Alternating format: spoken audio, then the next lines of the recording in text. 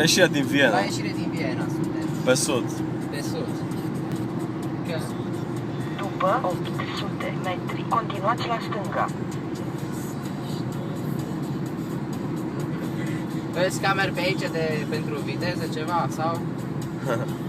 Nu, îți dă reclădă. Aha. Las că ne descurcăm. Aha, da, noi se las că ne descurcăm. Bine, Ani, hai că ajungem atunci așa cam în 20 de minute, bine? Da, ceau. Continuați la stânga. La stânga. După 800 metri, continuați la stânga. Tot înainte.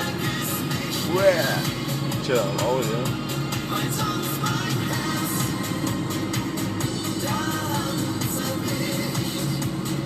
Cătălina, uite, indicator, altul, uite, altul în față. Da, Vezi că, bă, n-ai cum să te pierzi, bă.